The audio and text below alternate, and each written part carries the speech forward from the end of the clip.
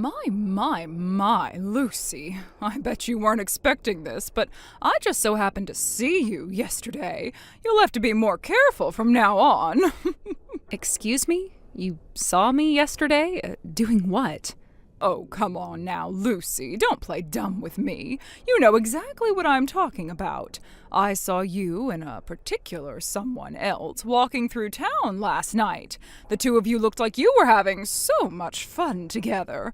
You were holding hands and everything. It would have been adorable if it weren't so scandalous. I have to say I'm a bit jealous. You have kids in middle school, but you're still just as active as ever. Yeah, I'm really not sure at all what you're talking about, Connie. For real, Lucy. I told you there's no use in hiding it anymore. I know everything. Every last thing. And what exactly is this everything that you claim to know? Are you really gonna make me say it? Oh, fine. Have it your way, I guess. I know for a fact that you're having an affair with Jenny's dad. What? You mean Tom? I'll give you full points for audacity, Lucy. Having an affair with the father of one of your child's classmates? I can't even imagine how exhilarating that must be. Whoa, Connie, back up. What in the world are you talking about? You think that I'm having an affair with Tom? Is this some kind of joke? It's not funny at all. It's no joke, Lucy, and there's nothing you can say to talk your way out of this. I saw the two of you together with my own eyes. And if you don't believe that, then I've got pictures to back me up. So you've got pictures? I don't believe you. Let's see them. Check your DMs on Instagram. I just sent them to you. These pictures are all from behind. Yeah, and they're all I need to prove my case. This is you and Tom walking together. It's a fact. I know I've seen you wearing that exact same coat and carrying that exact same bag. Her hairstyle, her body type, everything checks out. The woman in those pictures is you, Lucy.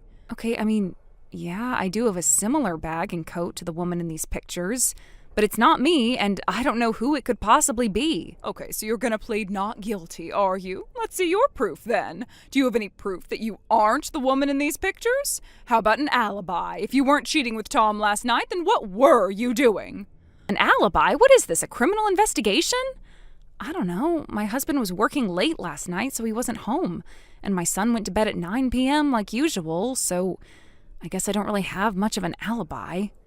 Oh, so you don't have any proof. Looks like that means you are guilty as charged. You're a naughty, naughty girl, Lucy. You're married yourself and you're messing around with a married man? How utterly scandalous.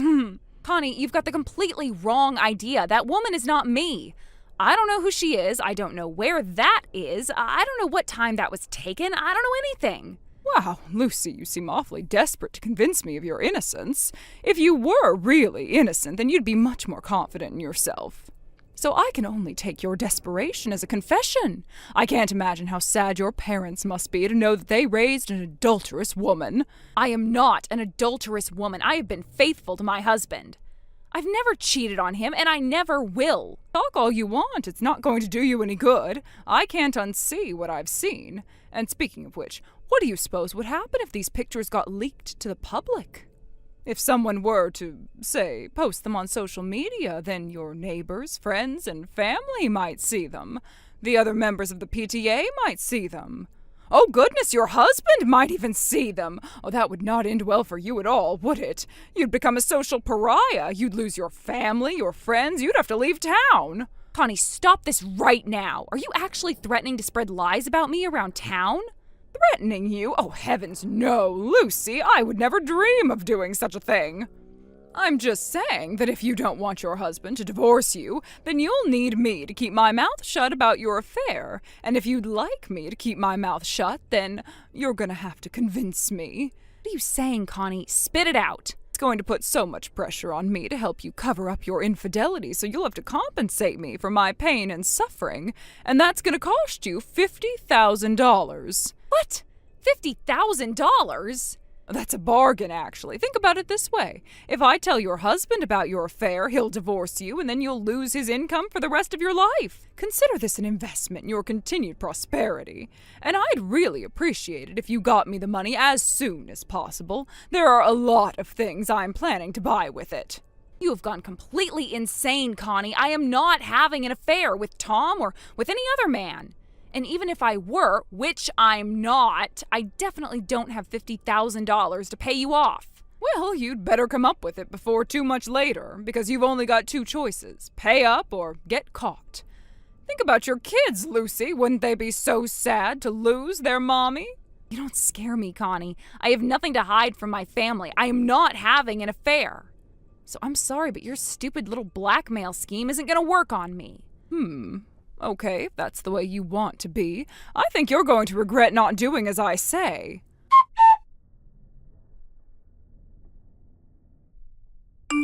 Connie, I am not going to tell you this again. You need to knock this off right now. Oh? What in the world are you talking about? You know what I'm talking about. I know that you're the one behind it. You've been going around telling everyone that I'm having an affair with Tom. Do you have any idea what your lies are doing to my reputation? It's only been a few days since you started your slander spree, and I'm already getting weird glances from people who I used to be friendly with. Slander? I have no idea what you mean. It can't be slander if it's the truth. All I'm doing is letting people know what kind of person you really are. They deserve to know the truth. They wouldn't want their husbands to be your next targets, would they? That's all lies, every last word. That makes what you're doing the very definition of slander. And that's not even the worst thing. I just got home a little bit ago, and what do you suppose I found? Someone had painted graffiti all over the front of my house. This stuff is never going to come off. We'll have to get all new siding. Well, if the shoe fits, as they say. If you don't want people writing, Lucy is a home-wrecking cheater on your house, then maybe you shouldn't have become a home-wrecking cheater. I told you, didn't I? You were going to regret not doing what I said. And now you're facing the consequences I warned about. You've still got the same two choices: pay up or get out of town. But I'm afraid inflation is hitting me pretty hard, so the original $50,000 price tag isn't going to cut it anymore. If you act fast, I'll do something about the rumors for the low, low price of $80,000. I figured you were bluffing earlier, so I just brushed it off as being empty threats, but you actually followed through? You've crossed the line, Connie. I can't believe that you would go and spread awful rumors like that without even doing the bare minimum to check your facts. How badly do you want to go to prison anyway? Prison? Oh, please. This is no laughing matter. You want to play rough? I'm game. You thought you could use those stupid pictures taken from behind to prove your case against me, but guess what? I've got some evidence of my own, and it's way more convincing than your pictures. What are you even talking about? I think all your adultery has scrambled your brain. Check your DMs, Connie. I just sent you a picture. Take a look. Okay, so there are two women smiling. Looks like they're at the beach. Who are they, and why did you send me their picture? Are you saying that you don't know who the woman on the left is? Take another look. No, I've never seen her before. It's interesting you would say that, because that is the woman that you saw walking with Tom the other night. And as for who she is, she's Tom's younger sister. What? Don't you get it? You claimed without evidence that the pictures you took were of me and Tom having an affair, but it was really just Tom and his younger sister. So, congratulations, you managed to get a snapshot of two siblings going out to dinner to catch up after not seeing each other for a while. Really, Lucy? Oh, this is getting pathetic. Did you actually think that this stupid little trick was going to work on me? All you did was search for a picture of some women on the internet and then made up a random story about her being Tom's little sister. If you're not careful, I might just have to bump up the price of my silence even more. You know what your problem is, Connie? You make massive jumps to conclusions based on the thinnest basis imaginable, or even no basis at all. Do you want to know how I know that's Tom's younger sister? Because the person who sent me that picture was none other than Maria, Tom's wife. What? 2 nights ago, I went over to Tom and Maria's house and showed them the pictures you sent me. I told her what you were accusing me of and asked her who the woman in the picture was, and she told me she was 100% sure that it was Tom's younger sister. No way. You mean you actually went to their house? But why would you do that? What other choice did I have? The only way to clear the air and find out what the truth is was to go and ask them directly. I wasn't just going to stay locked up in my house in fear of what you were going to do to me. Oh, but that's just insane. You actually went to the home of the man you're having an affair with? Who does that? I don't know. You tell me. I wouldn't know what people who cheat on their spouses do or don't do, considering I've never cheated. No, I still don't believe you. You could still be making all that up. I mean, does Tom even have a sister? I've never heard anything about that. Well, that's not surprising, since Tom isn't originally from around here. His sister still lives with their parents in a neighboring state. She goes to college over there. She was in town because a friend of hers was getting married over here, so she was staying with Tom and Maria overnight. And that picture you took of them was when Tom came to pick her up from the wedding after the reception finished. And as for the coat and bag, that's just a pure coincidence. She just so happened to be using the same kind of coat and bag that I usually use. Considering they're from a pretty popular brand, that shouldn't come as too much of a surprise. I also had her ask Tom's sister to send me some pictures of her at the wedding with that coat and bag. I just DM'd you those pictures, so look them over and tell me if you still need more proof. Oh, would you also like to see a video of Tom and Maria sitting together on the couch saying that the woman in the picture is Tom's sister? I've got plenty more evidence where that comes from. What is with you? Why are you acting like you're some kind of super detective? Like, how could you possibly have gotten all that evidence together in just a few days? Oh, this is absolutely insane. Oh, would you like to know why I'm acting like a detective? Well, it's simple, really. I am a detective. What? A private detective, that is, but a detective nonetheless. No way. Surprising, isn't it? I don't really talk to people very much about it, and I suppose I don't seem the type, but it's true. I work for one of the largest private detective agencies in the city. I have a long career of digging up all sorts of information that people, companies, politicians, and more would like to keep under wraps. My specialty is actually looking into whether or not someone's spouse is cheating on them, so yeah, this is kind of my thing. I never expected that one day I'd have to use my skills to prove that I wasn't cheating on my husband, but I think the results speak for themselves. I'm innocent. This can't be happening. You're actually a private detective? I sure am. So, Connie, I think we need to have a little talk. We do? About what? Oh, you know, the way you saw Tom with another woman from behind and immediately assumed it was me and that I was sleeping with him. And then on top of that, you tried to blackmail me for $50,000. When I refused, you then started spreading untrue rumors about me, damaging my reputation. And finally, you spray-painted Lucy as a home-wrecking cheater on my house and demanded even more money. What are you going to do about all of that? Well, you see, the thing about that is, I guess I made a little bit of a mistake. A little bit, is it? And what was your mistake? Well, I thought that you were having an affair with Tom, and it turns out you weren't. I'm sorry about the confusion. I'll go to everyone I told you were having an affair and correct the record with them. I'll even pay for you to have your house resided. So, do you think we could maybe just sweep this little ugly misunderstanding under the rug? It was an innocent mistake. It could have happened to anyone. There was nothing innocent about your mistake, Connie, and it wasn't a little misunderstanding either. Oh, sure it was. You still don't get it, do you? Blackmail, trespassing, malicious destruction of property, those are all crimes, Connie. And that's before we get into the civil issue of your slanderous allegations. Crimes? But I never intended to commit any crimes. I don't care what you intended. The fact of the matter is that you committed multiple criminal and civil offenses against me.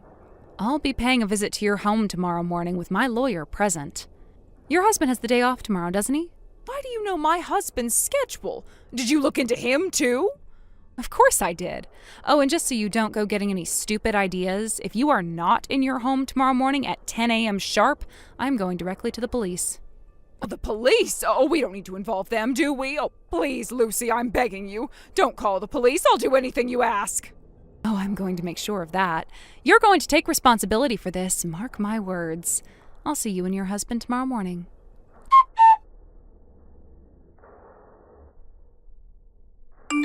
The next morning, just like I promised, I went over to Connie's house with all of the evidence I'd collected.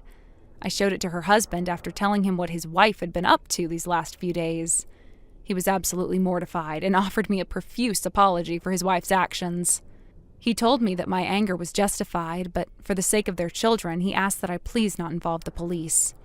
In exchange, he promised that he would make Connie go around and tell the truth to all the people she spread the rumors to, pay for the damage that Connie did to my house, deliver an in-person apology to Tom and Maria, and that Connie would never bother me again unless there was an emergency.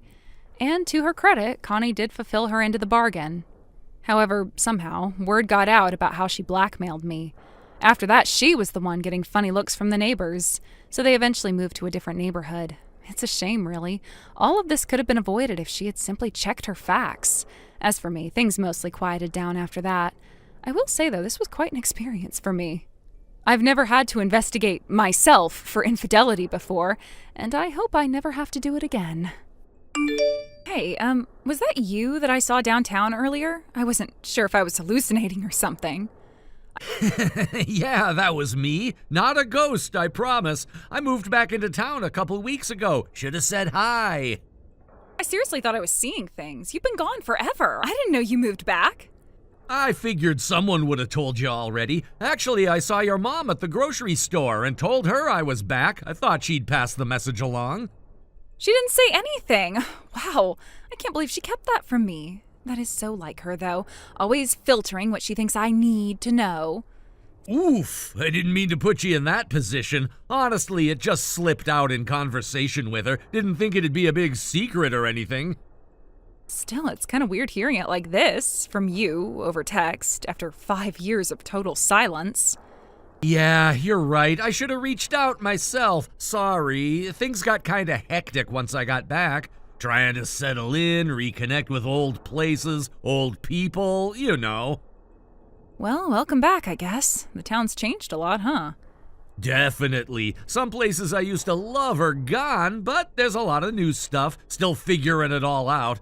Oh, and speaking of life updates, I'm engaged now. You're engaged? Since when?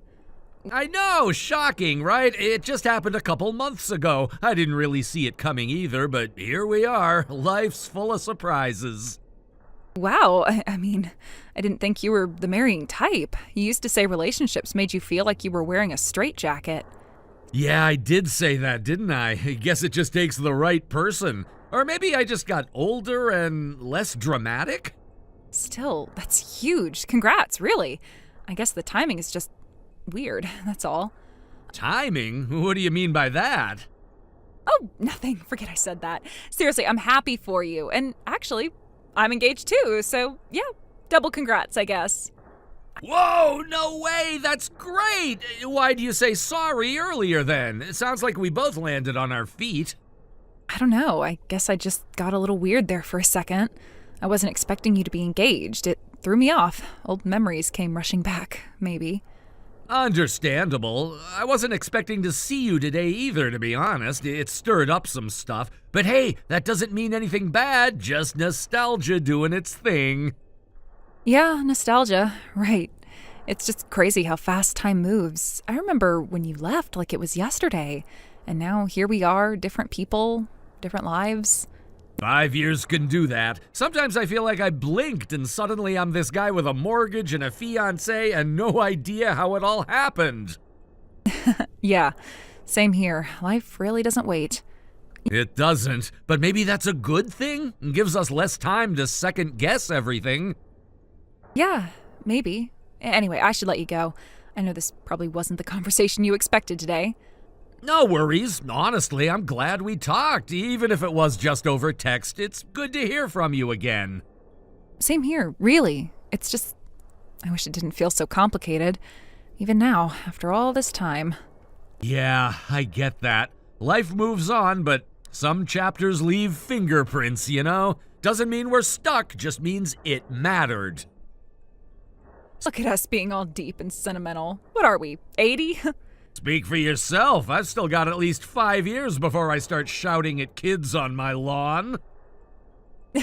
Okay. I should really go. I'm late for, something important. Definitely not an excuse to bail on an awkward conversation. Nope, not at all. Okay, I won't press. I got a few errands to run myself anyway. Maybe we'll bump into each other again soon. Intentionally this time? Maybe. Take care, Jason. And congrats again. Really. You too, Alyssa. Wishing you the best with everything. Talk soon, maybe.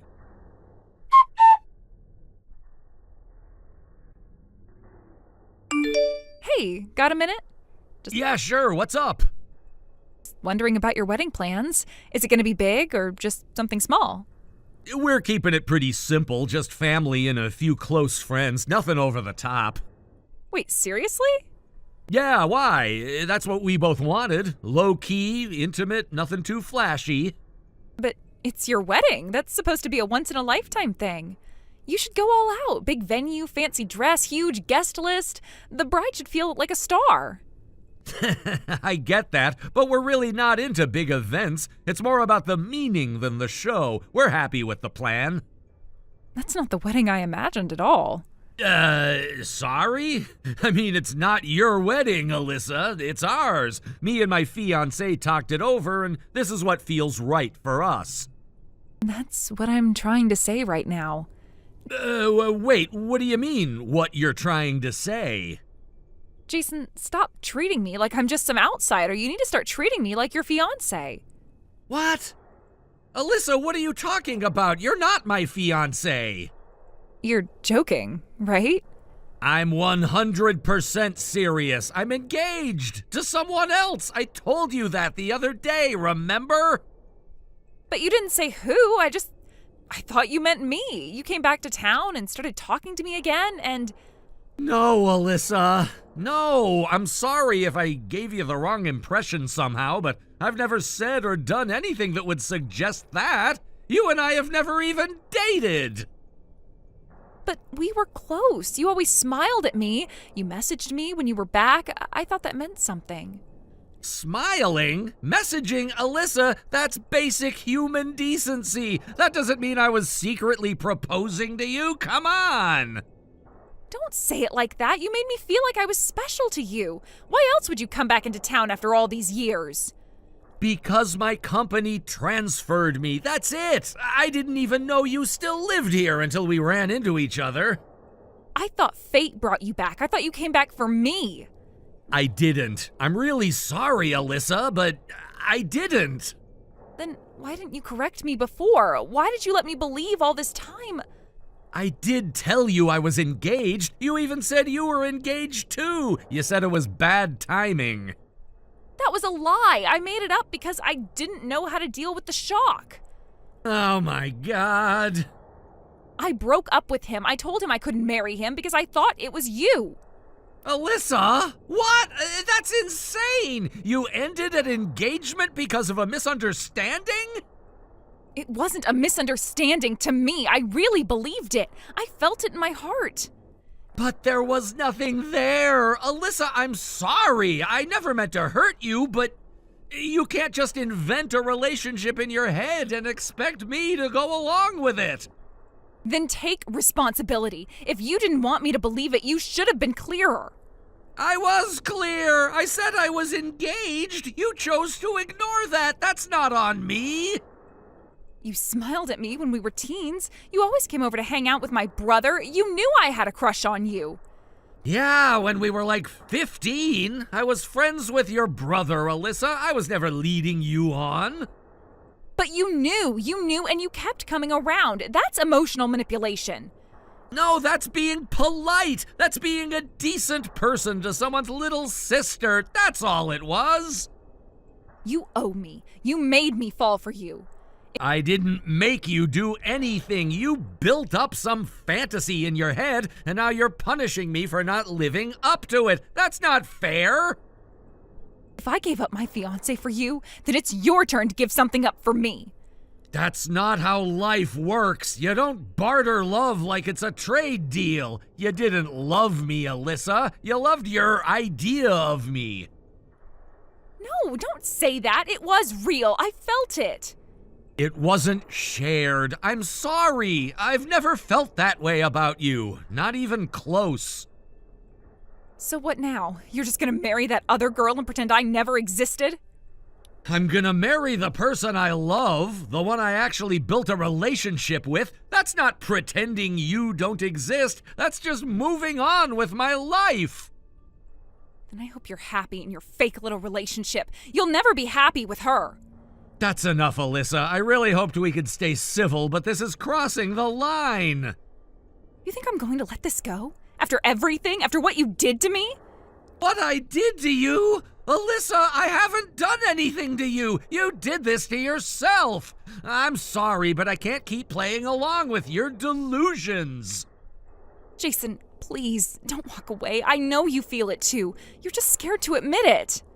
I feel pity, that's all. I'm blocking your number now. Don't contact me again.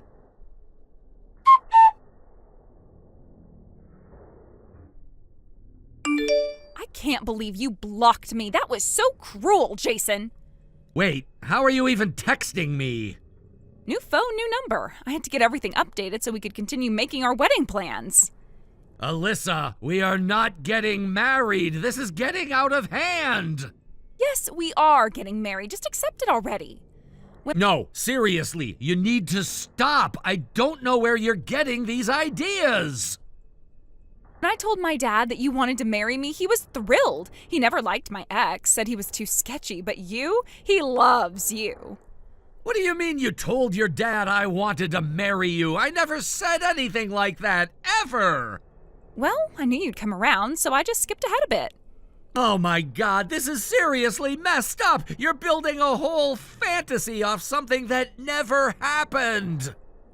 My mom is the one who set me up with my ex, but she was wrong, so wrong. You're the one for me. Alyssa, I'm literally married. Legally married. We signed the paperwork 2 days ago. Please get that through your head. Yeah, the whole married for convenience thing. You told me that already. I don't believe that's real. It is real. We chose a quiet legal ceremony before the actual wedding celebration. This isn't fake. You're just confused right now. It's okay. I know what you really need. Alyssa, please don't say something crazy. Money. You need money. That's your biggest problem. What? No, I don't. I'm doing fine. Where is this even coming from? Jason, come on. It's obvious. You're broke. That's like your worst quality, but don't worry. I can fix it. Wow, that's so insulting. I don't even know where to begin. And for the record, I'm not broke. You're just saying that because you're too proud. But guess how much my dad offered us for the wedding? Alyssa, this isn't us. There is no us. There never was. I never dated you. I never even thought about dating you. $100,000. That's how much. Isn't that incredible? I don't care if it's $1 million. I'm not interested. I'm married. Happily married. Leave us alone. So all you have to do is break it off with your little wife and we can get started. This is your shot at a better life. I had a feeling something fishy was going on. The way you suddenly dumped my son completely out of nowhere. But now I see what kind of foolish young woman you really are. And let me tell you, my family wants nothing to do with you. Huh? Who is this? Wait, this isn't Jason, is it? No, it's not. It's me, Greta. You know, your ex-fiance's mother. I'm using Jason's phone at the moment. Greta, why are you on Jason's phone? Because I happened to be with him when your absurd messages started coming through, and I just couldn't help myself. Had to see what kind of nonsense you were spewing firsthand. What the heck? Give Jason back his phone! Oh, don't worry, I'm done here, giving it back to him now. But from now on, I'll be texting you directly. Wait, what is going on? Why are you texting me? You'll find out soon enough. I'm going back to my phone now. You'd better respond to me when I text you, little girl.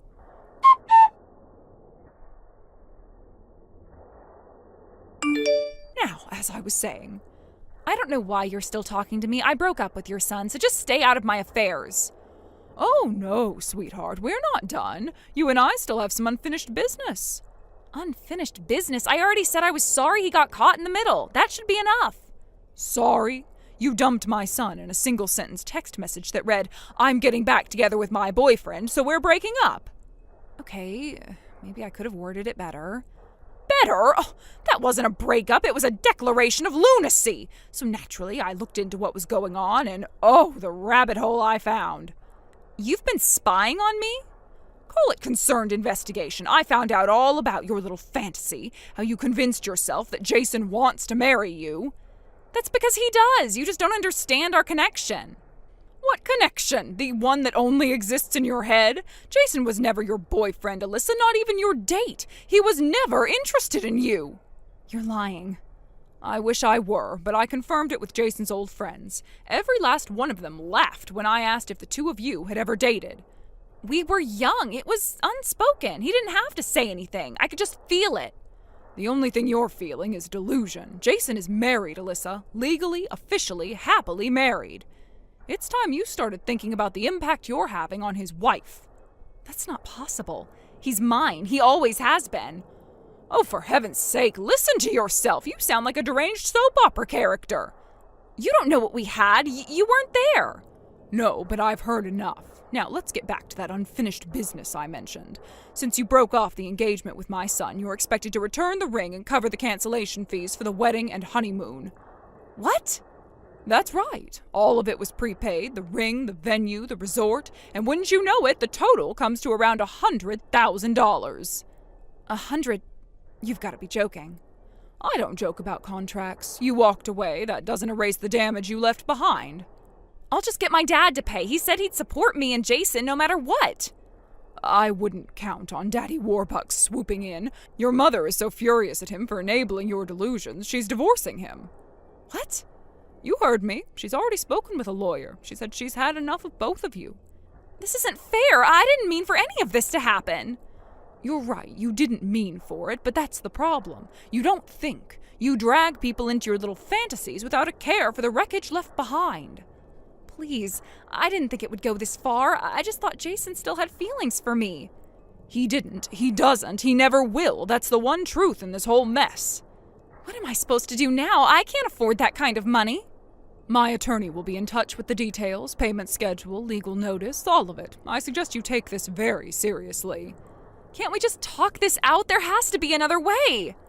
No, Alyssa. You had your chance. This is the consequence of what you've done. Actions have consequences. Welcome to adulthood.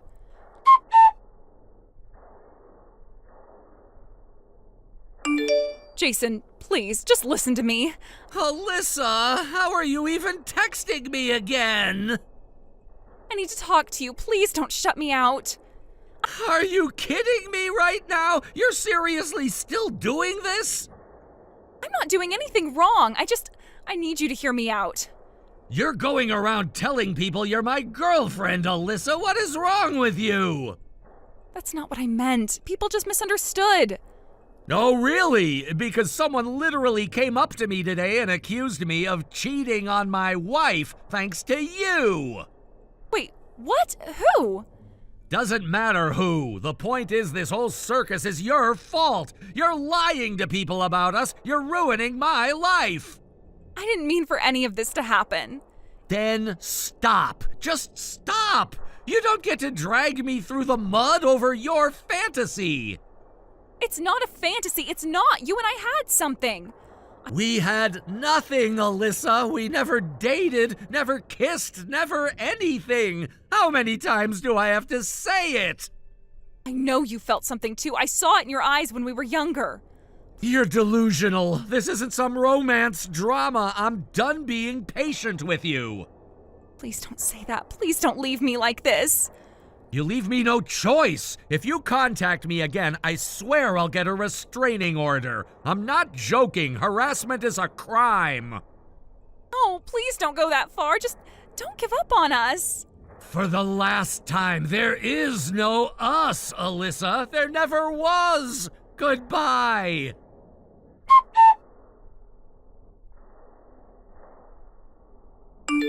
I blocked her again after that, hopefully for the last time. When her parents divorced, her mom took her dad to the cleaners. She took everything he had. That means he had no money left to support Alyssa. So, Alyssa was left with paying the $100,000 she owed her ex-fiance's family by herself. As for me and my wife, we decided it would be for the best for us to move out of that town, at least for a little while. We found a nice little house in the suburbs, and we're loving every day of our newlywed life. Hi, Richard. I'm Anna. Remember me? Good evening, Anna. Thank you for exchanging numbers with me yesterday at the matchmaking party. No problem. I had so much fun listening to your stories. I'm glad you think that way. It was my first time going to those places, so I'm really thankful that you approached me. Does that mean you've never dated anyone in your life? Yes, it's a bit embarrassing. Oh, don't be. There's no need to feel embarrassed. I hear that system engineers like you are very busy. I bet it's hard to look for someone to date in daily life. You're right. By the way, you said that you worked and lived in Manhattan? Oh, yes, that's right. My office and mansion is also in Manhattan. I remember you mentioning that at the matchmaking party. Manhattan is basically my garden. I know everywhere. I'm the typical city girl in Manhattan. If you're interested in going to delicious restaurants, you can ask me anytime. Oh, okay, thank you. But I just changed jobs, so my salary is pretty cheap. I see. It's hard to make a living here because everything is so expensive. Definitely. Well, I'm not struggling too much to pay for my food. Oh, really? Because guys always pay on dates. Huh? Oh, by the way, let's talk in a more casual way. We're the same age anyways. Are you sure? You're always welcome to do so. Okay then, I'll talk to you more casually, Anna. Okay. So, let me get straight to the point. Do you have any plans this weekend? Oh, I know, you want to visit that sushi restaurant you were talking about at the party. Yep, someone else took me there before, but I wanted to go visit again. But it's expensive sushi, so it's kind of hard for me to go alone as a girl. Do you want me to join you? Yes, of course. You want to go there in the evening for dinner? Yep. Anytime's fine, as long as we're going there. Okay, I'll text you again after I make a reservation. Sure thing. I'm waiting.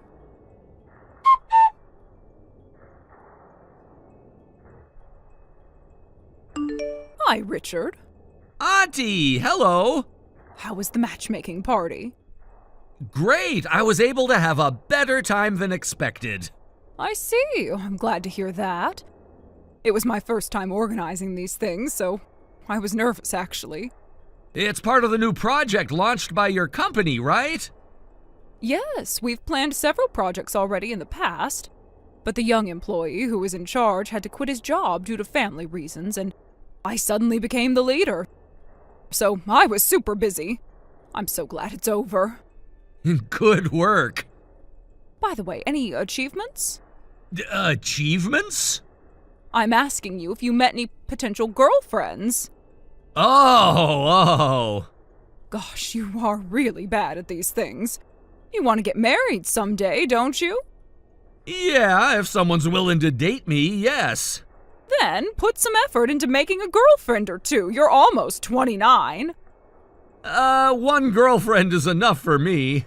Oh, no, it's just a way to say things. Oh, okay. Of course you should never cheat. Yep, I know that. Oh, right. There was a girl who exchanged numbers with me at the party. Wow. What is she like? She's the same age as me, and she works at a company located in Manhattan. Her name's Anna. Huh? Anna? Yep. You know her? It's hard to say. Can you take a look at this photo? That's Anna. Why do you have a photo of her? Oh boy, it's really her. What do you mean? The male staff of the matchmaking party told me to be careful. She's a red flag. Red flag? I guess she found a way to sneak in. Why is she a red flag? For example, when she's on a date and when the man wants her to pay half the bill and refuses to pay for her because of the high price, she would pretend to go to the bathroom and run away. She's that kind of person. Huh?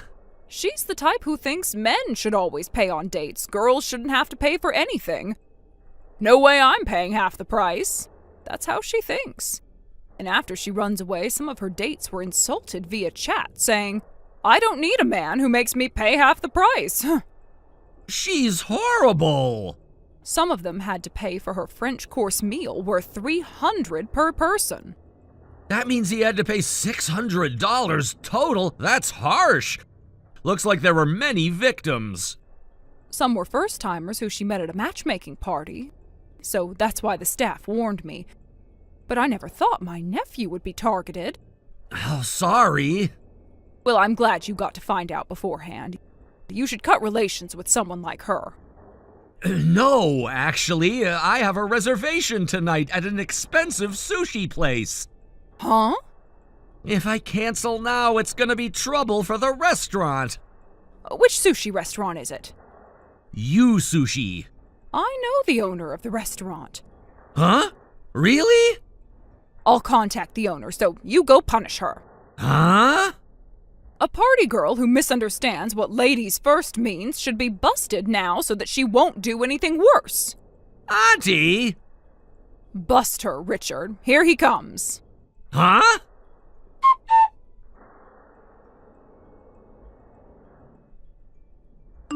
Richard? You said you had to answer a call for work and it's been 10 minutes already, but what's taking you so long? Oh, sorry, Anna. My colleague on the night shift is talking forever. I hear that system engineers are busy no matter the time. You're right, I do like my job, but these things happen even out of work hours. Maybe this is the reason I don't have a girlfriend. I see. Well, it must be a hard job. And I'm really sorry, but I think it's gonna take me a while. You don't have to worry about me, and you can eat as much as you want. You sure? The sushi here is really delicious. I understand that you want to eat a lot. Then I'll dig in.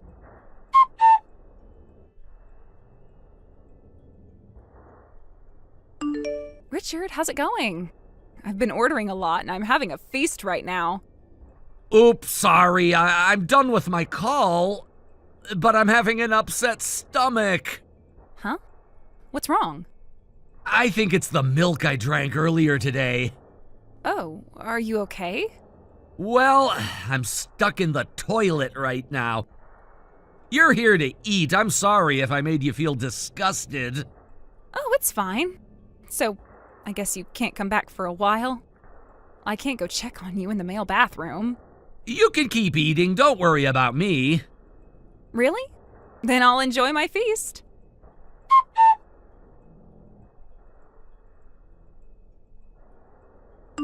Richard, are you okay? It's been 15 minutes since you went to the bathroom. And apparently our time slot for our reservation is coming to an end. The staff has been rushing me to pay. Can you come back as soon as possible? Oh, sorry. I'm on my way home in a taxi. Huh? My stomach is still not feeling well. The staff who came to the bathroom called me a taxi saying I should leave if I wasn't feeling well. I didn't want the other customers to feel disgusted, so I left from the back door. Back door? I thought people might get the wrong idea if a pale guy with a stomachache came out of a sushi restaurant. I asked the staff to tell you all this. Didn't they tell you? They just told me now. Oh, really? I'm sorry I couldn't tell you directly. Huh? No way. Wait a minute. How about the payment? Oh, I already paid for what I ate, so don't worry. No. I mean my payment. Huh? Men should always pay on dates. Don't tell me you're gonna make me pay half the price. Oh, sorry. I don't think I feel good enough to listen to your jokes. I am not joking. I'm sorry I couldn't think of an interesting way to reply. I don't think I'm a good match for an extroverted person like you, Anna. Let's stop seeing each other from now on. I'm not talking about that right now. The payment. It's hard for me to text in the taxi, so I'm going offline now. Wait! I'm not kidding! I didn't bring any money with me. I need you to pay for me too. I can't pay $500.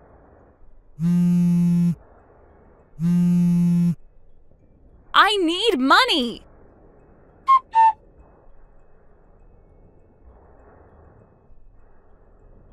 Anna wasn't able to make her payment. And in return for not calling the police on her, the owner demanded that she wash the dishes and clean to make her payment. And I heard that she was weeping as she worked. A few days later, my colleague told me that Anna was known to be a red flag among a specific group of people. And I can see that she had been messing up pretty bad. I guess I busted her using my aunt's plan. But since then, I stopped seeing her around the neighborhood where she claimed to be active. A few months later, when I thought things finally calmed down, I heard that Anna was arrested for dine and dashing. I still have no idea what she wanted to do. Janelle, pick up.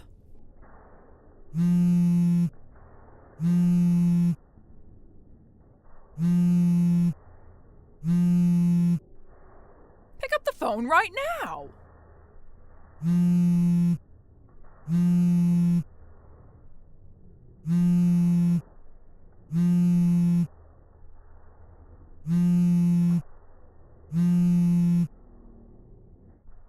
Mom, I'm on the train. What is it?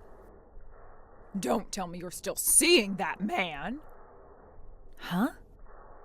That Duke guy, the one who barely finished middle school. I saw you walking around with him like everything's fine. Didn't I tell you to break it off with him immediately?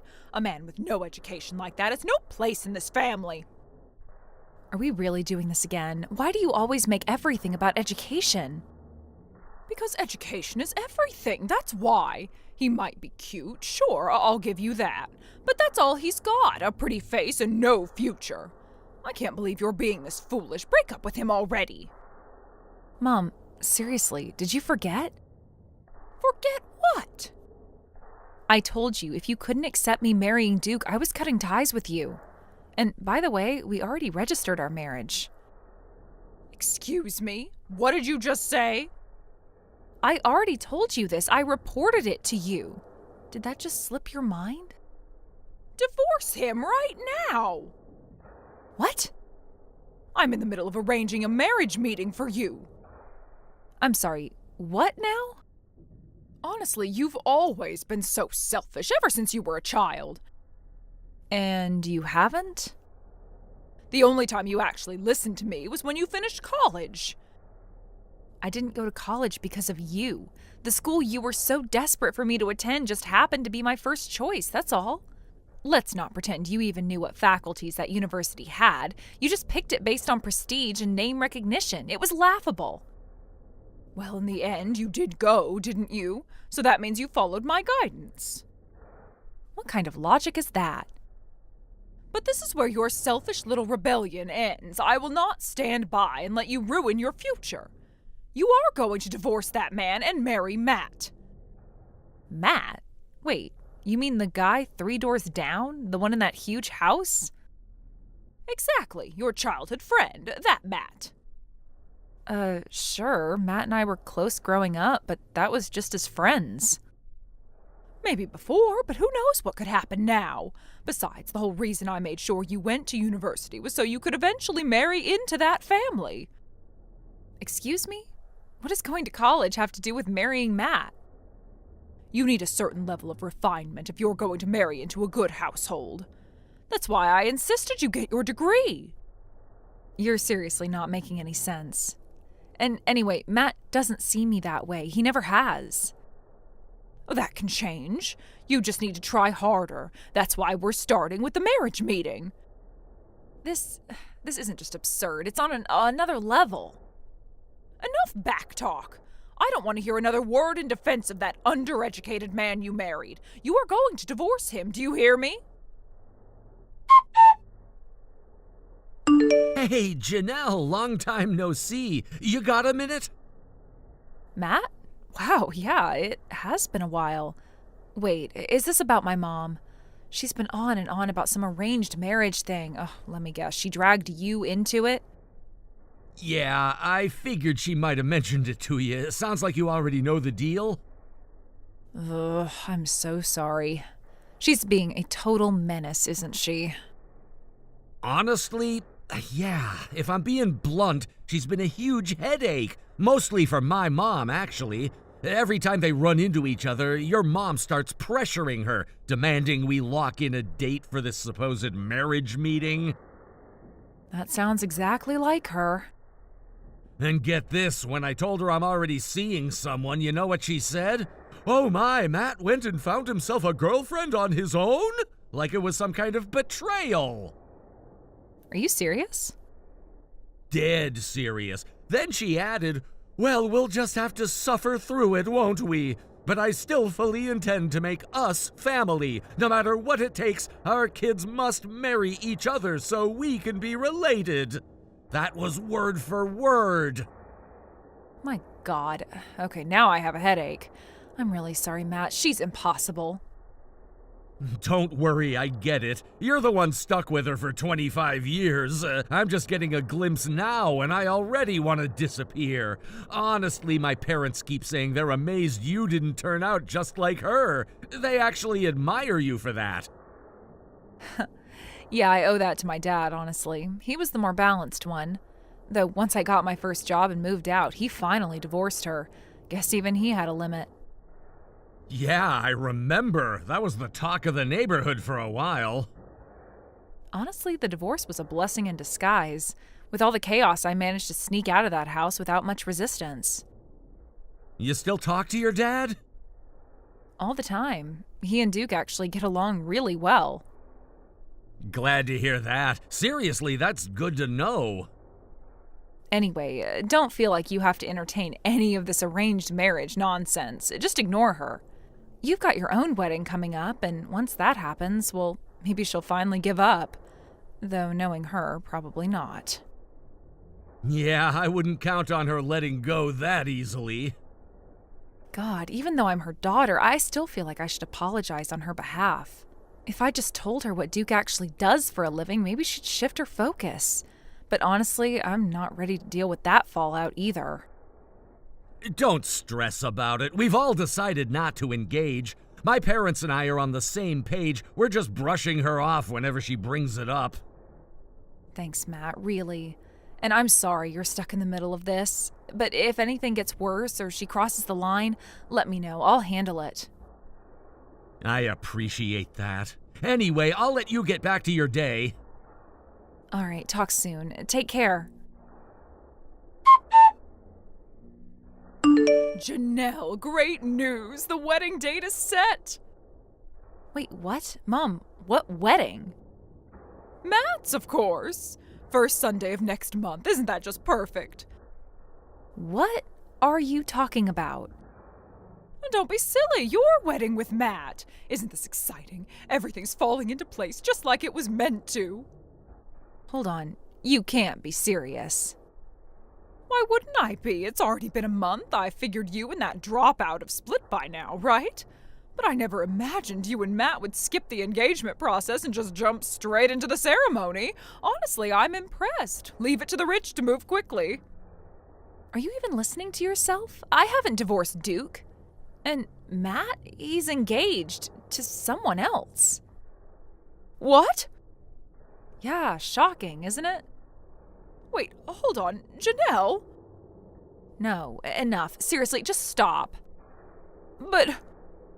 Do you have any idea what people in the neighborhood say about you? They call you things like the delusion engine, that deranged rumor mill with legs, a walking disaster of convenience. And you know what? I don't even blame them anymore. Excuse me? You've caused trouble everywhere. You nearly got sued for defamation because you couldn't keep your mouth shut in a mom's group. You embarrassed yourself and me at your part-time job so badly they had to file for damages. And that's just this year. Do you know how many times Dad and I had to apologize for you? How many times we've been humiliated cleaning up the wreckage you leave behind? I was just... You were just being thoughtless, as usual. You never think about the people you steamroll, and now you're dragging Matt's family into your little fantasy? Are you really that shameless? I just wanted what was best for you. No, you wanted what you think looks good. You don't see me. You see a doll you can dress up and marry off like some social trophy. Even after Dad left, even after everything, you still haven't changed. Wait, you're saying you're not marrying Matt? Of course I'm not. He's engaged to someone else. You knew that. He told you straight to your face, and you still spun your own version of the truth because reality didn't suit you. Oh, that's not true. Matt said his parents were troubled by his decision. Matt's parents are thrilled for him. They like his fiancée. They've welcomed her into the family already. The only one who's troubled is you, because the story isn't going the way you wrote it in your head. But this isn't how it was supposed to go. No, it's not, because you don't get to plan other people's lives. Not Matt's, not mine, not anymore. You're really staying with that man, that Duke? Yes. And you know what? He's kind, he's grounded, and unlike you, he actually listens when I speak. He's not some cardboard cutout from a list of social checkboxes. He doesn't even have a degree. And you don't have a clue what respect looks like. Which one do you think matters more to me? You're making a mistake. Maybe I am, but it's my mistake to make. So stop trying to live your second life through me. Stop rewriting other people's choices to suit your fantasies. And please, stop humiliating yourself and dragging innocent people down with you. Janelle! Matt is not your son-in-law, and he never will be. So if you still have any shred of dignity left, do us both a favor. Drop it. Before you ruin any more relationships than you already have. Janelle, you won't believe what I just saw. Let me guess. Something else you completely misunderstood? That dropout! He was in a Hollywood movie! And not just any movie, he was playing the son of the Duke Matsura! What the hell is going on? Oh, so you finally noticed. Oh, don't play smug with me. What is going on? Duke is a Hollywood actor. Surprise. What? Yeah, his stage name is Duke Davis. He's a rising star in the same agency as your precious Matsu. Wait, what? Wow, even now, you're only interested because it connects to your favorite celebrity. Typical. But he's a dropout. How is someone without a high school diploma working alongside Matsu? It's more common than you think. A lot of young actors drop out when their careers take off in their teens. He's been working nonstop since he was 17. There was literally no time for school. I see. Why didn't you tell me sooner?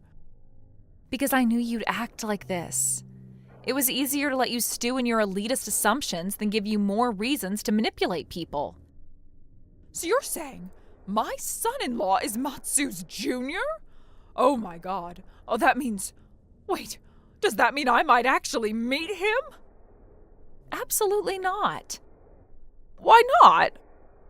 Because in case you somehow missed the memo, you're the problem. You crashed Matt's wedding yesterday. Well, yes, I did, but only because I thought it was outrageous to let him marry someone else when you should have been the bride. Matt has never been my fiancé. You convinced yourself of that. And because of your delusion, you ruined someone's real wedding and traumatized two families in the process. But if Duke's connected to Matsu, then I suppose your marriage is acceptable after all. Yes, I can support it now. So... when do I get to meet him? Maybe you can arrange a dinner with Matsu? You really haven't learned a damn thing, have you? What? You're about to be served. Matt's family is pursuing legal action for emotional damages and disruption of a private event. You'll be paying actual compensation this time. There's no more shielding you. Not from Dad, not from me. Wait, what? For years, Dad and I cleaned up after you, apologizing to neighbors, your coworkers, random strangers who made the mistake of talking to you for more than 3 seconds. But that ends now. You caused this mess, you clean it up. Janelle, wait, don't be like this. What about Matsu? You'll never meet him. Let it go. But why? Because it's impossible. Literally, physically, logistically. What does that mean? He's based in Hollywood full-time, and guess what? Duke is following in his footsteps. We moved 10 days ago. Moved? Where? We're in the UK now. The UK? Yep, Dad's been promoted. He's the branch manager for his company's London division now. And Duke and I flew out with him after a small family send-off. Just the 3 of us. Dinner in LA before the flight, then gone. You left without saying anything? You would have made a scene. It was the only way. Fine, then I'll come there too. Don't even think about it. What? You're not welcome. You won't get our address, you won't get our phone numbers, and even if you show up, you'll be turned away. Janelle, don't do this. I'm your mother. That doesn't give you a free pass to destroy people. You don't get to manipulate my life anymore. You can't mean that. I do mean it. I've given you more chances than you deserved, but this was the final straw. Oh, please don't cut me off. It's done. We're done. From this moment on, we're no longer family. Goodbye. My mother, in the end, never realized what had happened. But as for my husband Duke, he was actually a classmate of mine from middle school. We were both in the same drama club, and back then, Duke's debut as an actor became quite the topic of conversation in our town. He had caught the attention of many, and it was a big deal at the time. But my mother, who had no interest in any celebrities except for Matsu, had no clue about it. Even though Duke had achieved some local fame, she simply never took notice, and here we are, many years later, with her still being completely oblivious. It wasn't until later that the reality of the situation hit. Matt, who had become involved in everything, ended up sending a claim for damages and compensation to my mother. At first, she was completely unaware of how serious things had become. She was still living in the world of denial, clinging to the illusion that everything would somehow work itself out. But when the lawyer appeared, things took a dramatic turn. Suddenly, my mother understood that she had no one left to turn to, and that there was no one to protect her or offer any real support. It was at that moment that the gravity of the situation hit her. She finally understood the reality of her circumstances, the things I had tried to warn her about, the consequences of her actions, the web of lies that had been spun, all came crashing down on her. She was horrified.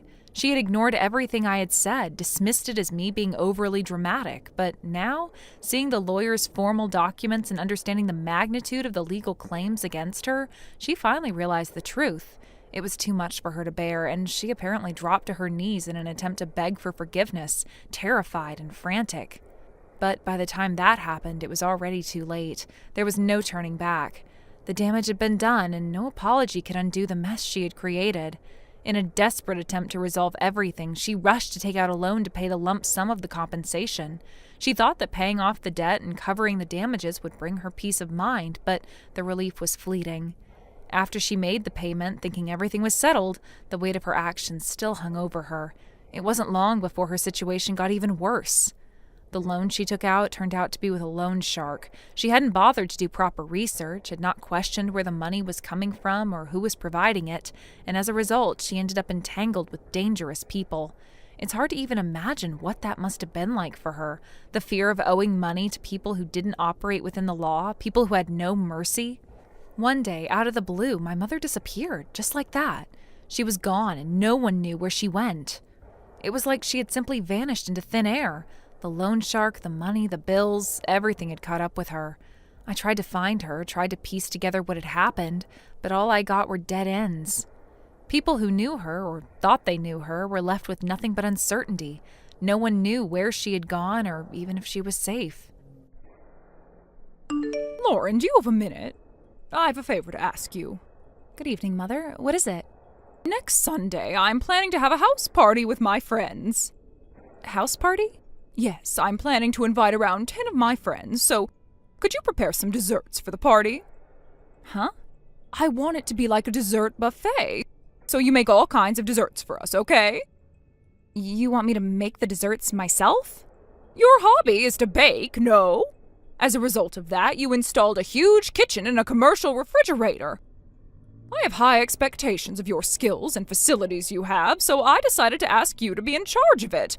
Oh, don't forget to prepare tea and coffee as well. I'm sorry, but I can't that day. Why? My colleague has a wedding.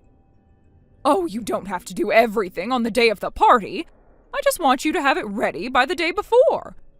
You must be able to do it before you head to the wedding. No, her wedding is organized by her and her friends.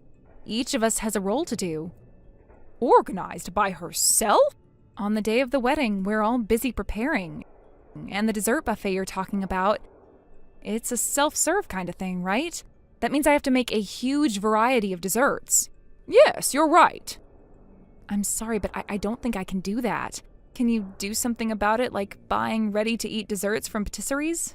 What are you saying? I've already told my friends that I'd be having a house party serving them the desserts you made. Are you trying to make me make a fool of myself? How come? You have no right to say no. A wife should follow what the mother-in-law says. In any case, you should prioritize what I ask you at all times. Even if you say so, I can't do it. If you have time to complain, go and prepare the ingredients for the desserts. I told you I can't. I'm looking forward to it. Hey, Mother!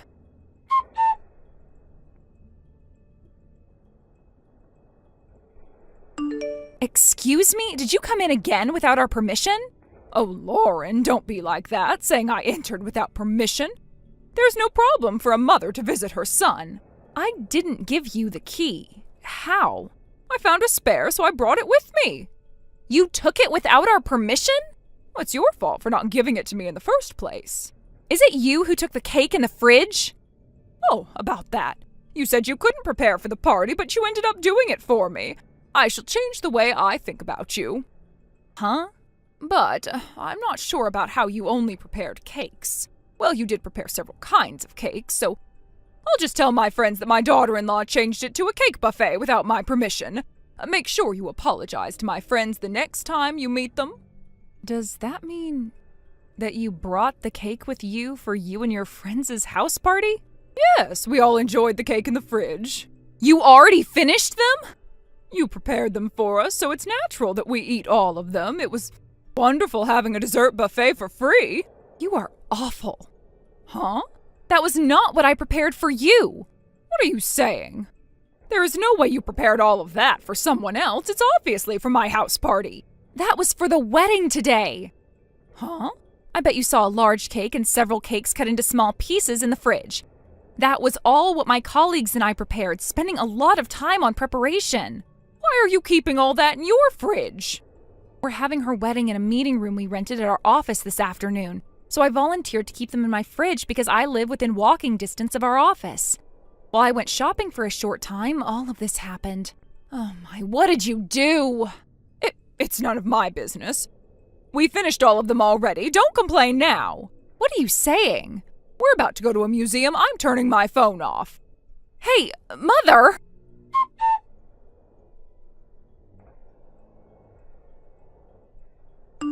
Hey, Lauren. Oh, this is your fault, right? What are you doing? Lauren! What is it? What is this invoice? Oh, about that. It's about me sending you an invoice to pay for all the cake worth $3,000. Huh? Is this for the cakes? I think it's written in the description. $3,000 for just cake? Don't you think you're overcharging? But that's actually less than what they wanted to charge you for. Huh? First of all, the cakes you ate up thinking it was a dessert buffet were enough to feed 50 people. 50? That's the number of guests invited to the wedding. The cake was supposed to be served to everyone. My colleagues and I baked them in my kitchen. The fruits we used for the cake were pretty expensive because we were baking for a wedding. But $3,000 is still too much. Listen until the end. You misunderstood that they were the cakes I prepared for you. You and your friends completely ate up all 50 servings. It's quite surprising that just 10 people finished them all. And what came up next was to decide what to do for the wedding cake now that they were gone. It doesn't make sense if we cancel the wedding just because of this. Just because? Oh, can't you be more polite? Are you in a position to say that? Huh? I'll continue my story. Firstly, for the cake cutting ceremony, my boss asked his friend, who was a pastry chef. We were very lucky this time. He had extra sponge cakes baked just in case and extra decorations for a different order he received. So using those, he made us a wedding cake. Well, that still wasn't enough to serve 50 guests. My colleague and I ran to several different patisseries to get enough cake for all the guests. The total includes the money we had to pay for these cakes. Oh, so you figured something out. But because of you, I had to keep on apologizing the whole day. Oh, you're admitting that you were wrong? Then I don't understand why you're making me pay for the cakes. It was my mother-in-law's fault, so I was apologizing as your relative. Everyone reassured me that it wasn't my fault when they heard what happened. Huh? Your wedding wasn't canceled. It's all good. What are you saying? That doesn't change the fact that you're the main culprit. You! Plus, the groom and the bride were my bosses, who I looked up to. So I really wanted to congratulate them with our handmade cakes. I wanted them to have a perfect wedding without any problems, but you ruined our feelings and sincerity. Despite everything you ruined, we're only asking you to pay for the cakes. I would accept some words of gratitude, but I have no idea why you have to complain. What? First of all, you're the biggest reason for not doing what I said. Huh? If you had prioritized what I said and baked desserts for my house party, I would have never made a mistake. It's all your fault for ignoring what your mother-in-law told you to do. Therefore, you should be the one paying $3,000. How come you get such an optimistic idea? What did you say? Oh yes, there's one more thing I want to tell you. What? The bride of the wedding is indeed my boss, but she's actually the granddaughter of your husband's respected mentor. My husband's mentor? Yes. I heard that he was taken very good care of when he was a student. When I heard about this unexpected connection, I was surprised too. Then, does my husband know about the cakes? Yes, I invited him over a while ago and I just told him about it. He quickly called his respected mentor and now he's in the midst of apologizing over the phone. Huh? He mentioned that he would go visit him to apologize on another day with his wife. No way! Will you still dare to say that I'm at fault? Lauren. What is it? Can we pretend like it was all your fault after all?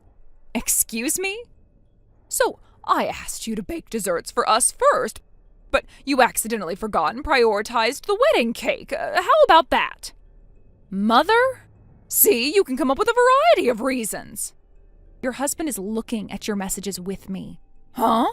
He sighed very deeply, disappointed in you. Plus, all your friends who ate up all the cakes with you have already apologized. No way. They apologized? Yes, they're all right here, actually. Why? My colleague's mother-in-law was one of your friends, and she was very surprised when she heard the whole story. So she contacted all of her friends and told them to come. Your husband said he'll be on his way home soon and he wants to discuss about the future. Future? Huh? You should talk to your husband about it. Make sure to pay us $3,000.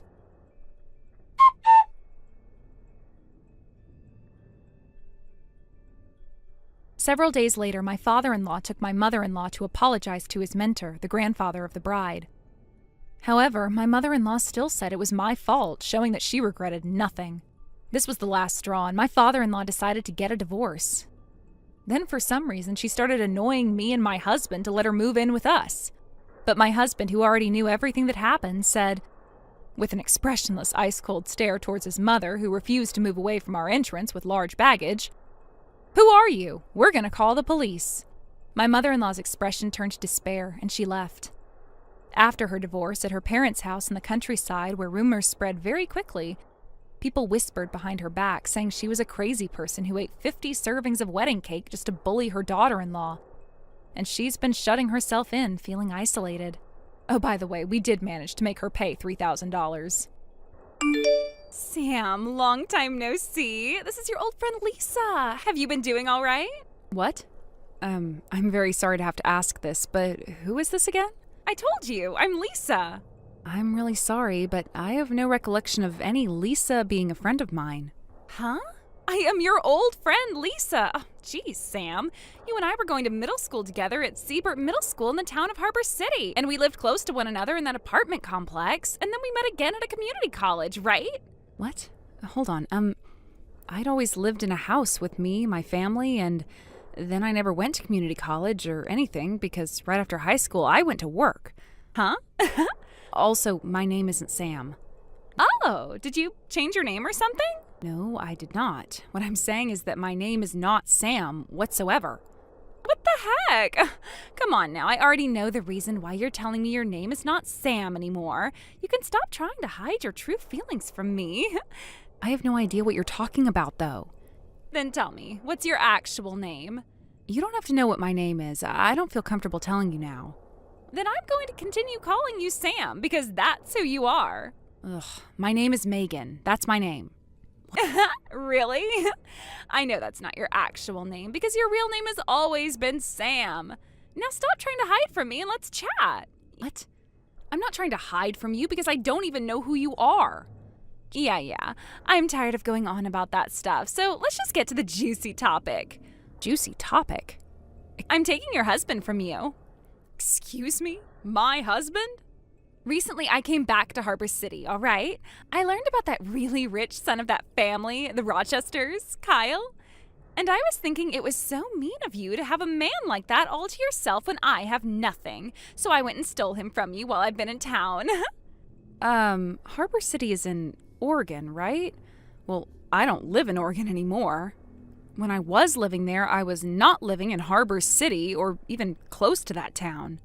I happen to be single still, so there's no way I've had a rich boyfriend or husband like the one you're going on about right now. I can see that you're confusing me with someone else, but haven't noticed any of that yet. Listen here, Sam. My name is not Sam. I am Megan. I get you wanting to run away from the reality that your old friend has gone and stolen your husband from you, as the truth must hurt you a lot. But this is something you will never be able to look away from. So listen to me right now. You have the wrong person. How about you listen to everything I'm telling you? This is just like all those dreams I've had. Stealing your husband from you and becoming rich myself. Now I'll be able to pay off that $50,000 debt that I'm in and live in that giant mansion of his. You said your name is Lisa, right? What do you want now, you big loser? Let me tell you this one last time. I am single right now, so who the hell are you and what are you talking about? What? I have no idea who this Lisa is, and I have never met anyone with that name before in my life. And my name is Megan. M-E-G-A-N. Megan. My name is not Sam or Sammy or Samantha. Now cut all that BS and stop texting me about whatever crap you're doing. What? You just never know when to give up, do you? So that's why, Sam? My name is not Sam. Screw off. Oh, come on now. Anyhow, Kyle is all over me now, and he will be letting me live with him in his mansion and with all of his money from now on. Get that divorce from him soon, please.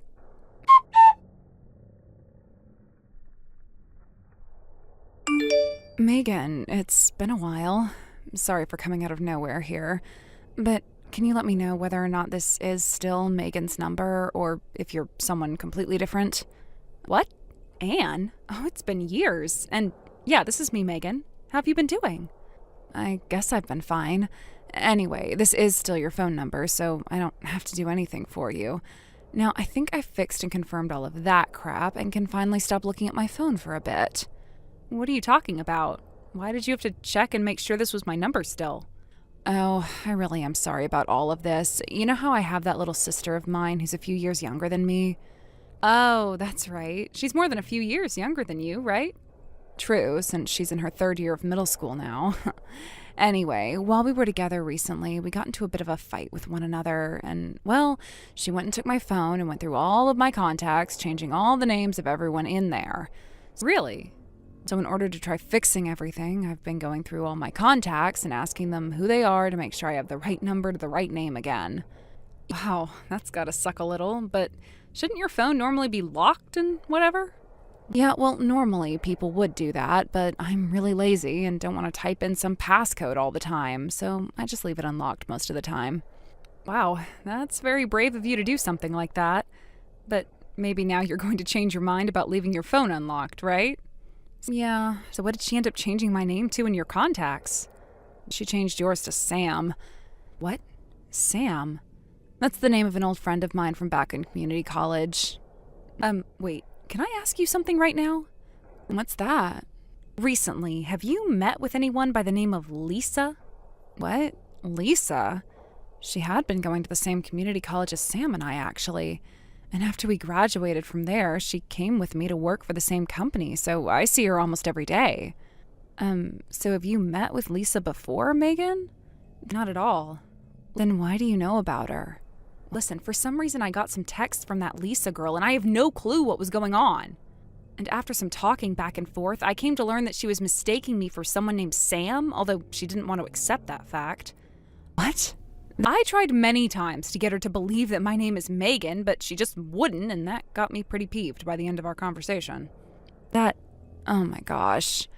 This is only a possibility, but I'm thinking when your little sister went into your phone and changed all your contacts, Lisa was able to see Sam's contact info somehow, but with my number instead of hers. Do you think something like that could have happened recently?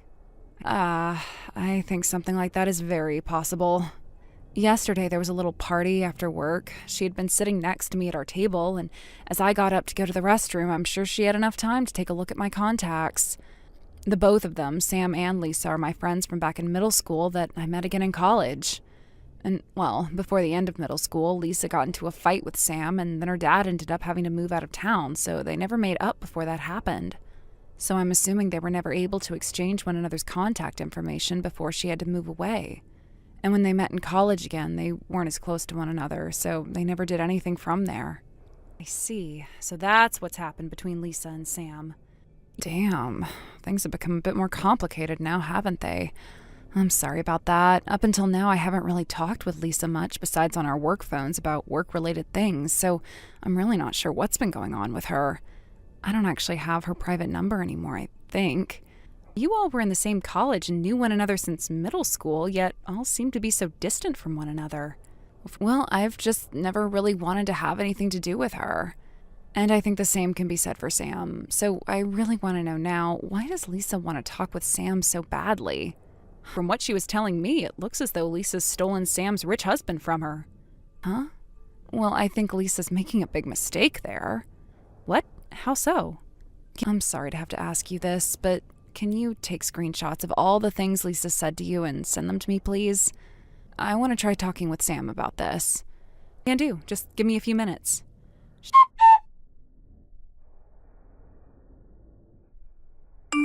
Thanks for all the screenshots. Damn, this is all just horrible to read through. I can't even be asked with some of it. And wait, Lisa's in $50,000 worth of debt now? She did mention that, didn't she? You can tell by how fast she was bringing everything up to me that she gave zero craps about me not being Sam. Well, I can see how things got this bad for her, though. She's just your basic office lady when it comes to her work, and so there's been no way she's made the kind of money needed for all those brand bags she brings into work. She also seems to hire plenty of men to do things with her, so that's where she's gotten all that money from. So Lisa's normally pretty bad? I mean, you could say that. She loves good-looking men and money, is a very selfish person, and she never listens to anyone and loves to get into fights. I wonder how she was even able to find a job at that company. Seriously, though, there have also been rumors about her picking on other women due to the fact that she's beautiful, but that her beauty isn't all that natural. Is that right? Well, anyway, I'll let Sam know about this. Please do, and thank you.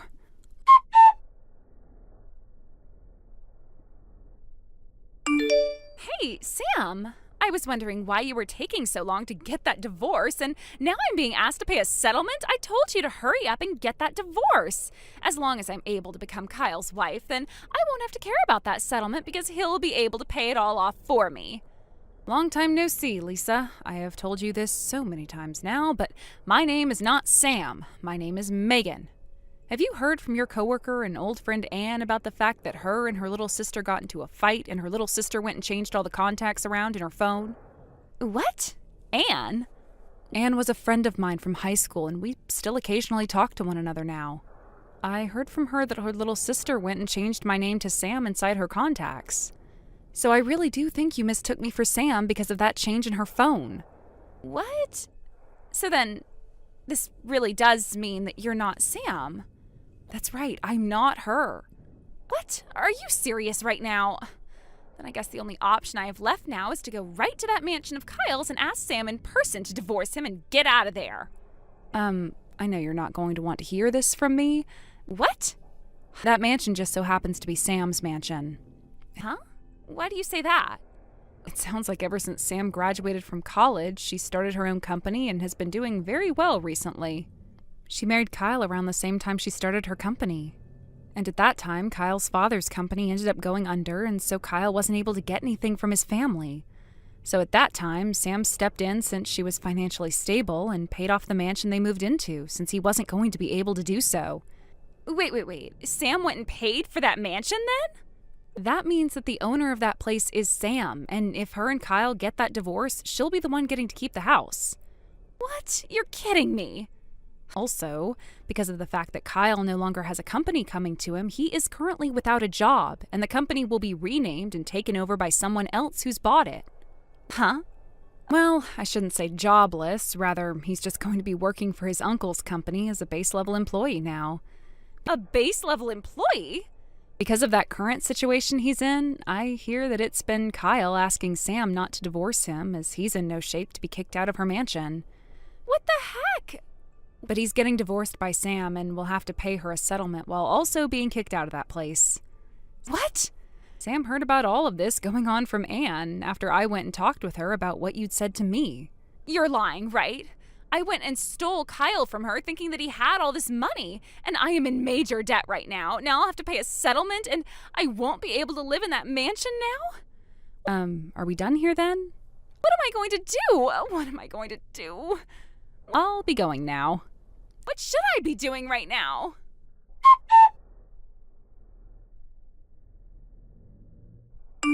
After all the nonsense Lisa was spewing, claiming she had stolen my husband, even though I'm single, and not even realizing that I'm not Sam, it only took a day for her ridiculous antics to be shut down. It felt like such a relief because I wasn't going to last much longer dealing with someone that dense. It's almost hard to believe that someone could be so deluded, thinking she could win any battle with such a poor grasp of reality. I was honestly shocked by how far she was willing to go just to try and make herself feel like she had won, even though it was clear she was losing in every possible way. As for Lisa, things didn't get any better for her. Her debts piled up even higher, especially since she had to take on a settlement from the real Sam. That meant borrowing even more money to pay off her ever-growing financial mess. Sam's divorce was a turning point for Lisa, and it was clear to Kyle what Lisa had been after all along, his money.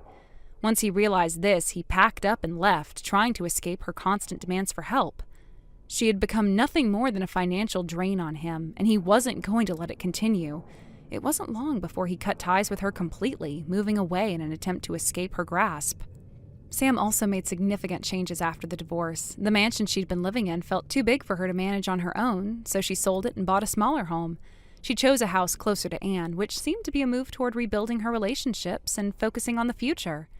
After years of being distant, it looks like Sam and Anne are reconnecting. Anne had given her a vital tip about Lisa, and Sam will always be grateful for it. The two women had been estranged for some time, but now it seems like they're growing closer again, which is a welcome turn of events. Sam has always been someone who valued meaningful connections, and it seems like this divorce and everything that came with it has pushed her to reconsider her relationships and the people she really wants to invest in. As for Lisa, she quickly realized that without anyone around to help her, she was going to have to take some extreme measures to handle her mounting debts. There were rumors about her getting involved with gang members, trying to borrow money from loan sharks, people who are known to operate in the shadows.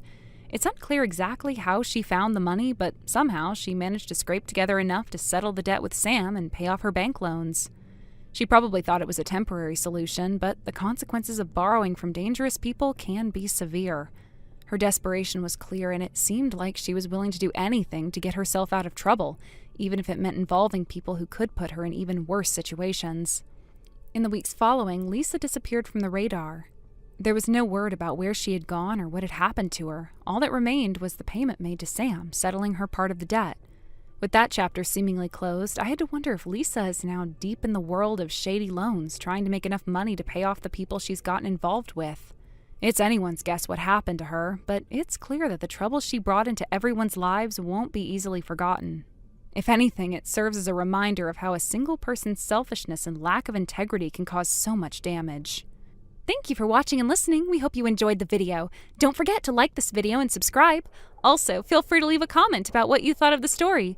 We look forward to seeing you at the next story. Fiona, do you have a second? I have something I really need to talk with you about. Oh, hi Sarah. What are you wanting to talk about?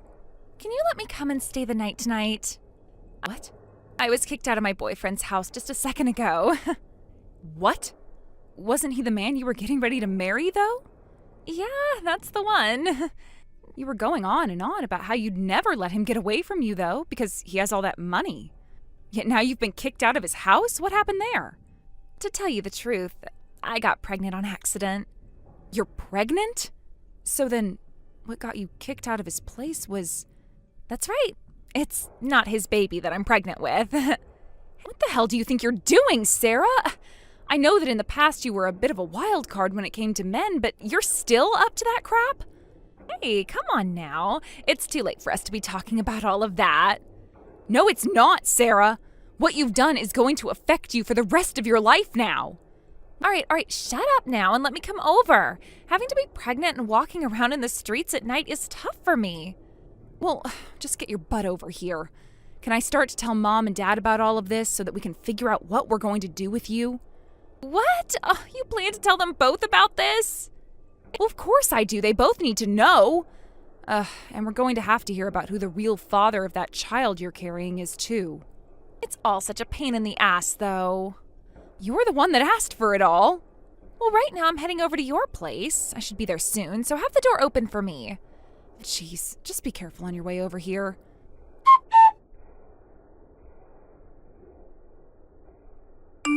Fiona, you can do this on your way home, but could you buy me some snacks, please? You want me to buy you some snacks? All of the snacks you have in the cupboards here, well, I went and ate them all already. You went and ate all of that which was in there? Some of the symptoms that I've been getting make me feel really hungry all the time and give me an appetite for sweet and salty things. I get that some women have that happen when they're pregnant. Last night you were also going through the fridge and eating random things in there, right? If you start eating too much, it's not going to be good for your health. Just shut up and bring me more snacks. Not happening. I have heard from a lot of people, including medical professionals, that gaining a lot of weight while pregnant is not a good thing. So could you please think about that a bit more while avoiding all that food? What? You're so stingy. By the way, Sarah, how long do you plan on staying at my house? What? I've been asking you over and over again about who the father of that baby is, but you just keep beating around the bush about it and dodging all my questions. Mom and Dad told you already that if you're not going to talk to me about what happened, they want you to get out of my house and go back to their place, right? They told me that they have your old room all cleaned up and ready for you, so you need to go back there before your belly gets too big and it's hard for you to move around. I'm not going back to the countryside. Listen, Sarah, this isn't just my house that you're living in right now, but also my husband Connor's house. I already feel bad enough that he has to hear about all the drama you've created in the family now getting pregnant like that. But neither of us want you sitting around in this house when you're the one that caused all this drama. Then how about you get out of the house? Excuse me? Here's the thing. Actually, the father of this baby inside me will probably be coming around to talk with you about it. There was just a few things that had to be done first, and that's why I never said anything to you about him. Things that had to be done? I'll go into a lot more detail about all of this later with my baby's father. Well, if you're finally going to open up and talk, that's all that really matters. Now, make sure to bring me those snacks home. Not happening.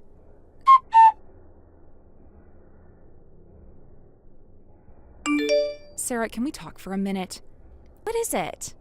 I'm at the front of the house right now, but my key isn't able to turn the lock to open the door. I wonder if the lock is broken or something. Sarah, you're inside the house right now, correct? I'm sorry to have to ask you to get up, but could you please come and open the door for me? Nope. I can't open that door. Excuse me? Because we went and had the lock changed to a new one, which is why your key no longer works on the front door. What are you going on about right now?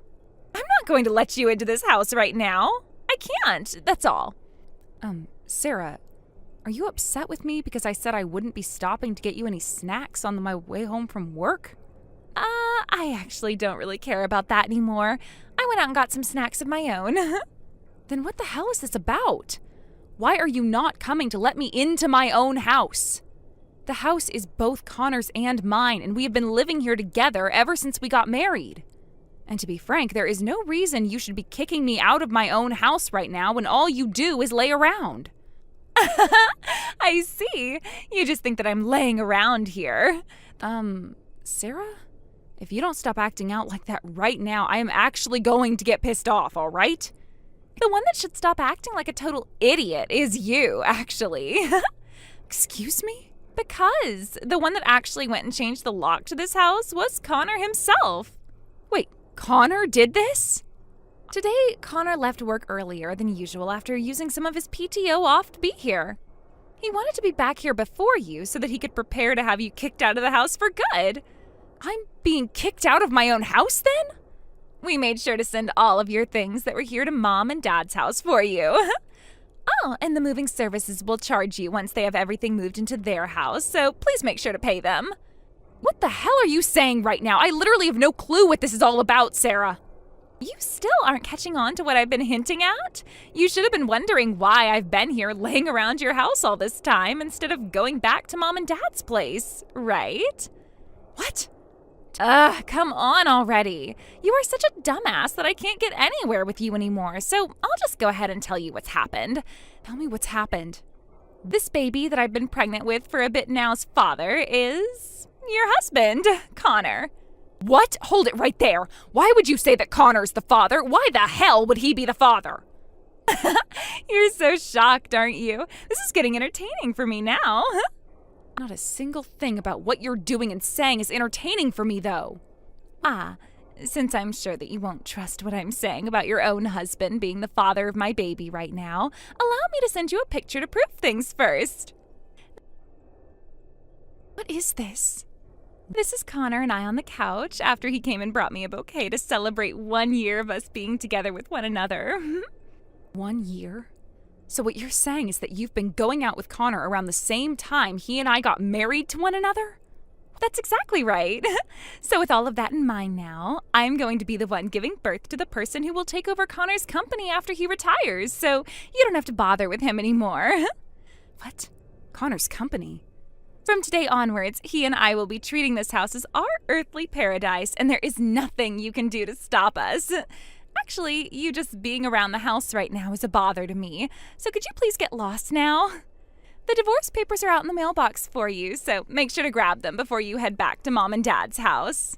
So you guys even went ahead and prepared the divorce papers? Of course we did. There's even a letter in here from Connor for me. He wrote about how he wants you to divorce him, right? As for myself, I would like to make Connor my husband before I end up giving birth to our baby. So could you please make sure to take those papers to the courthouse as soon as possible for me? See. All right, then I'm going to take the papers there and drop them off right now. What? Seriously? In about 30 minutes or so, Connor will go back to being a single man again. Hooray! This means that Connor can also be fired now as well, right? What? What exactly do you mean by that? How come you said he could be fired now? Goodbye. Fiona?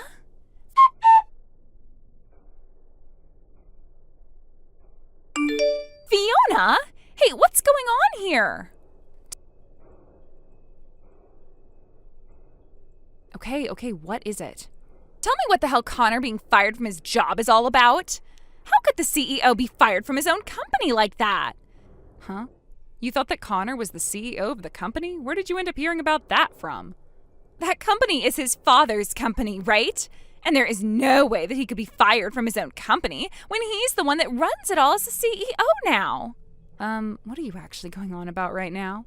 Connor's father was only ever a basic office worker. Huh? So that's why you were saying something about me not having to worry about who would be taking over the company next, right?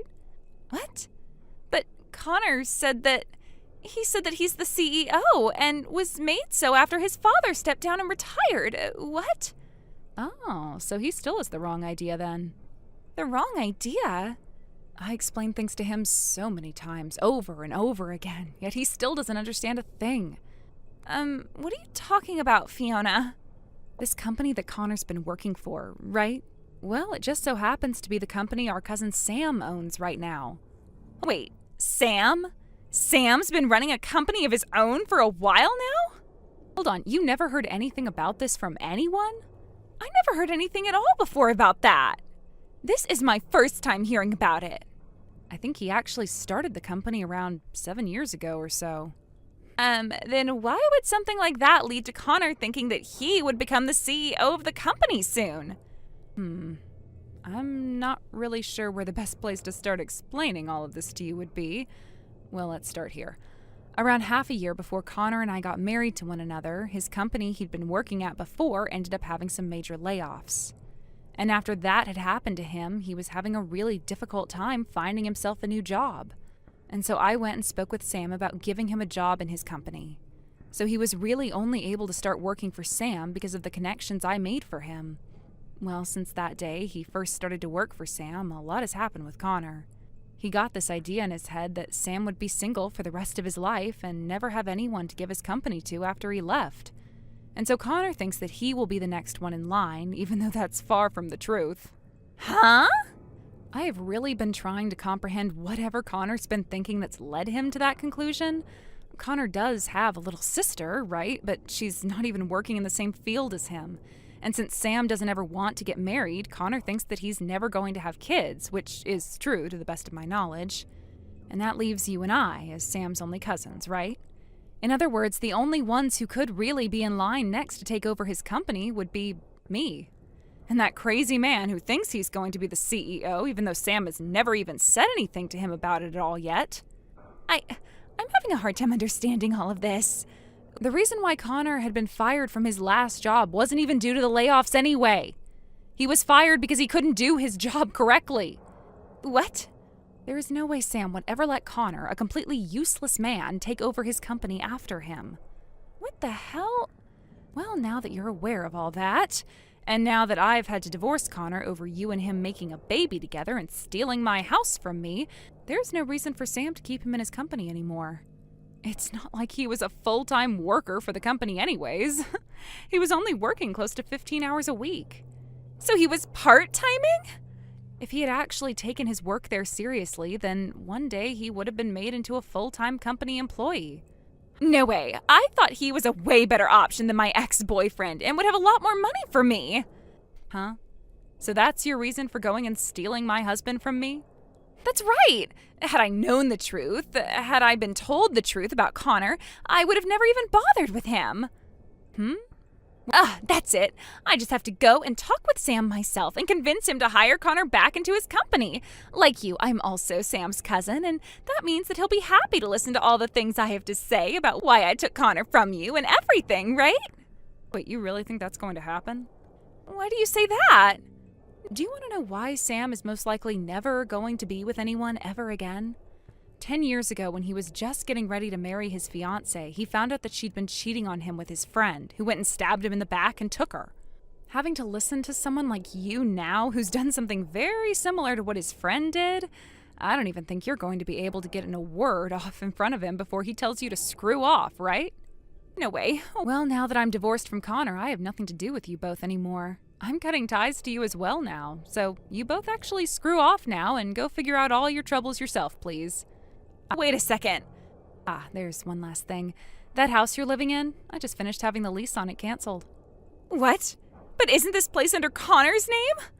At the very beginning it was, but after he was fired from his job and no longer making the money to be able to afford rent, I stepped in and paid it for him, while also putting my name down on the place as the sole tenant. And ever since then, I've been the one paying the rent for it. Seems that even Connor himself forgot such an important thing happened, huh? The actual hell is going on here? Now I happen to still have a job to get to. I'm going to turn off my phone now. Wait a second, Fiona. Early this morning, I went to the courthouse and handed the marriage papers. But I don't need a lousy husband like Connor anymore. I'll give him back to you now, so you do something about all of this.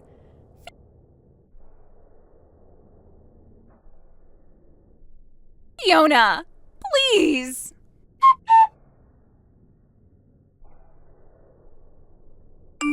While I ignored my sister's desperate pleas, a lot unfolded between her and Connor. After I ended the lease on the house, Connor and Sarah decided to squat there, hoping to stay in the home for longer. They lasted about 2 weeks before the property owner showed up, only to find them barricaded in the bathroom. The owner, frustrated and unable to handle the situation on his own, had to call the police. It took some negotiation with a kind officer who explained that refusing to leave would only make things worse. Before they finally relented, they gathered their things and left. Connor then made the choice to move Sarah to his parents' house, where they would stay indefinitely. Sarah, desperate to escape, wanted a divorce more than anything, but both Connor and his parents refused to let that happen. With no options left, Sarah reached out to me, begging for help. But I had reached my limit and blocked her number. She was trapped, still pregnant with Connor's child, and now confined to his parents' house with no way to escape. The situation only worsened. Sarah wasn't capable of doing basic chores, and after giving birth, her mother-in-law took the baby from her, expressing her hatred for Sarah and her desire to see her gone. Despite all this, Sarah and Connor now spend every day working tirelessly to pay off all their debts and try to move out. They were too busy for their child, but all they could do was keep working, hoping things might improve someday. Thank you for watching. Please subscribe and hit the like button. See you next time.